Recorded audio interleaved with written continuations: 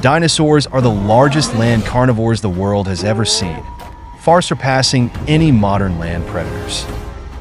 In the oceans, the largest predator in Earth's history is the blue whale, which is also the biggest animal to have ever lived. However, it's not the largest raptorial predator ever.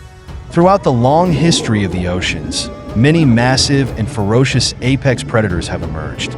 These include the Leviathan whale, whose teeth measure over 15 inches long, the Megalodon, which was as large as a sperm whale and had a bite force of 28 tons, and the Mosasaurs, the dominant marine reptiles of the Jurassic period.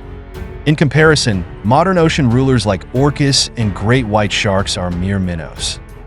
So, who truly ruled the seas in each geological age? During the Triassic period of the Mesozoic era, which spanned from 252 million to 201 million years ago, reptiles began to dominate the oceans. The top predator of this time was the Ichthyosaurus, a creature whose body was quite similar to that of modern dolphins. However, Ichthyosaurus wasn't a dinosaur or a fish. It was a reptile, a distant relative of lizards and snakes. As its name suggests, derived from Greek meaning fish lizard, the earliest Ichthyosaurus resembled a lizard with fins. These creatures had long, narrow skulls and sharp teeth arranged along their jaws, perfect for capturing fish and squid. The eyes of the Ichthyosaurus could reach up to 25 centimeters, 9.8 inches, in diameter and possibly even exceed 30 centimeters, 11.8 inches. They are considered the vertebrates with the largest eyes in history, which help them see in the dark depths of the ocean. Another creature with notably large eyes is the giant squid, which still lives in the deep waters near Antarctica, with eyes that can grow to 27 centimeters, 10.6 inches in diameter. Ichthyosaurs varied in size, with some being as small as 2 feet long, while the largest specimens could grow to about 26 meters, 85 feet. They had paddle-like fins and vertical tails, and despite their massive size, their body structure allowed them to move swiftly through the water at speeds exceeding 35 kilometers per hour. All these features made the Ichthyosaurus the apex predator of the Triassic seas.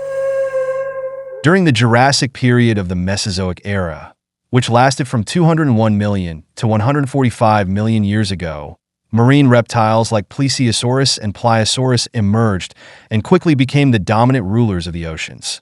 Like ichthyosaurs, these creatures weren't dinosaurs but reptiles. The name Plesiosaurus comes from the Greek for long-necked lizard. The Plesiosaurus was a massive creature, reaching lengths of up to 13 meters. It had a small, triangular head with smooth, sharp teeth. Its most distinctive feature was its incredibly long neck, which could account for half its body length. Although the neck looked thin and flexible, it was actually very strong, allowing the Plesiosaurus to maintain a streamlined body while swimming and hunting for fish, squid, and clams. Plesiosaurus, a close relative of the Plesiosaurus, had a much shorter neck and a massive head, which could reach lengths of up to 3 meters. The Plesiosaurus was even larger, measuring up to 15 meters and weighing nearly 45 tons. Despite its enormous size, it was an excellent swimmer, capable of reaching speeds of nearly 10 kilometers per hour. Its size and speed made the Plesiosaurus a formidable predator, capable of preying on large marine animals, even members of its own species. Despite their differences, Plesiosaurus and Plesiosaurus shared some key features. Both swam using 4 flipper-like limbs, giving the appearance of flying through the water. Also, although they lived their entire lives in the sea, neither had gills. Instead, they breathed air, having to surface regularly to take a breath. This behavior is often depicted in the legends surrounding the Plesiosaurus, showing them emerging from the water to breathe. In the Cretaceous period of the Mesozoic era, which spanned from 145 million to 66 million years ago, the appearance of the Mosasaurus marked the beginning of a decline for the ocean rulers from the Triassic and Jurassic periods, the Ichthyosaurs and Plesiosaurs. This created space for a new apex predator to emerge. The largest Mosasaurus was Mosasaurus hoffmann, reaching lengths of up to 15 meters, longer than 8 T-Rex. With their long, serpentine bodies, and powerful tails, Mosasaurus differed from the Plesiosaurs in their method of swimming. Instead of using their flipper-like limbs for movement, they propelled themselves by swinging their tails from side to side, with their limbs primarily serving to stabilize their bodies. This allowed them to swim faster, with estimates suggesting their burst speeds could exceed 40 kilometers per hour, faster than any apex predator before them. They had powerful, flexible jaws with 2 rows of conical teeth in the lower jaw, perfect for crushing and securing their prey before swallowing it whole. With their superior physical attributes, Mosasaurus became the top predator of the Cretaceous seas. Their only real threat was from their own kind. Yes, in the world of Mosasaurus, cannibalism was a common occurrence. About 66 million years ago, an asteroid about 10 kilometers in diameter struck the Earth's surface, triggering a series of catastrophic events, including global fires, tsunamis, and a dust cloud that blocked out the sun, causing a dramatic global temperature drop. This event directly led to the most recent mass extinction in Earth's history, wiping out around 75% of all species. The dinosaurs, which had once ruled the land, and the marine reptiles that dominated the oceans, were both completely wiped out, paving the way for marine mammals to rise and become the new rulers of the seas.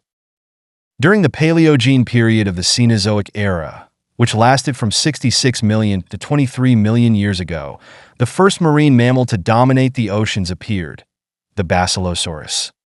The name Basilosaurus translates to king lizard, as it was originally thought to be a type of reptile when it was first discovered. Later, scientists realized it was an early marine mammal, but due to naming conventions, the original name stuck. Basilosaurus was one of the first whales and one of the largest animals of the Paleogene period. It measured between 17 and 20 meters in length, about the same size as a modern humpback whale. However, unlike many modern whales, it had a more elongated body, almost resembling a giant eel. Despite its large size, it weighed only 18 to 20 tons, much lighter than modern whales of similar length. Unlike today's baleen whales, Basilosaurus had teeth suited for catching large prey. Its massive jaws were lined with teeth designed to capture animals such as small whales, large fish, and even sharks. Compared to modern whales, Basilosaurus was a true large raptorial predator. During the Neogene period of the Cenozoic era, which spanned from about 23 million to 2.6 million years ago, 2 of the most legendary apex predators in history appeared in the oceans: the Megalodon and the Leviathan whale. The Megalodon is a close relative of the great white shark and is considered one of the largest and most powerful predators to have ever existed. Its immense size alone is enough to show just how formidable it was. The Megalodon averaged around 18 meters in length and weighed about 54 tons, 3 times the length and over 10 times the weight of a modern great white shark. Its knife-like teeth were over 18 centimeters, 7 inches long, and its massive jaws could open up to 1.5 meters, 5 feet wide.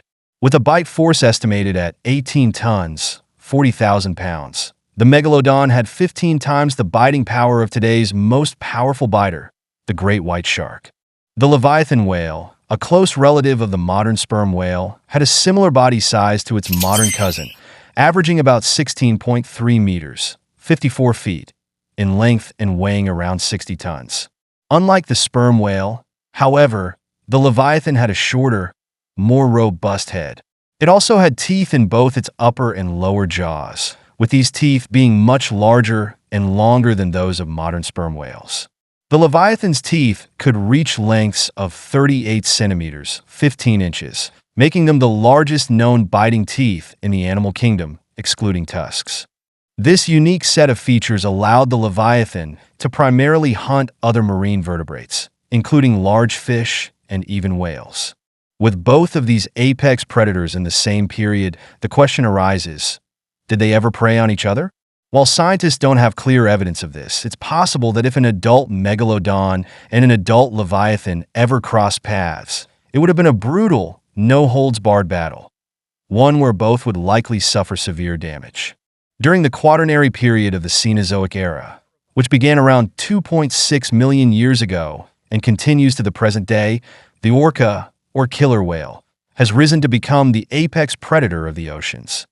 Although it isn't the largest marine animal, larger baleen whales like blue whales or sperm whales outweigh orcas. It's important to note that these larger whales aren't raptorial predators. Baleen whales lack teeth and mainly filter small organisms from the water, while sperm whales only have teeth in their lower jaws and primarily feed on soft-bodied creatures like squid. In contrast, orcas are the largest raptorial predators in today's oceans. Adult orcas typically grow to about 6 to 9 meters in length and can weigh between 3 to 6 tons. This size allows them to overpower nearly every marine animal, except for the largest whales. Even when facing large whales, orcas are still formidable opponents. What sets orcas apart, though, is their social structure and intelligence. They live in tight-knit pods and are incredibly clever. When hunting large whales like baleen whales or sperm whales, orca pods often coordinate their efforts, with different members playing specific roles in the attack. They also use a variety of hunting techniques, depending on the prey they're targeting. This makes orcas fundamentally different from historical apex predators that relied solely on physical size and strength. In many ways, orcas' hunting methods are more sophisticated, almost like humans. However, if orcas were placed in the same oceans as the Megalodon or Leviathan whales, they might find themselves at the bottom of the food chain. With the immense size advantage of those predators, it seems that group cooperation and intelligence wouldn't be enough to overcome such overwhelming physical power. What do you think?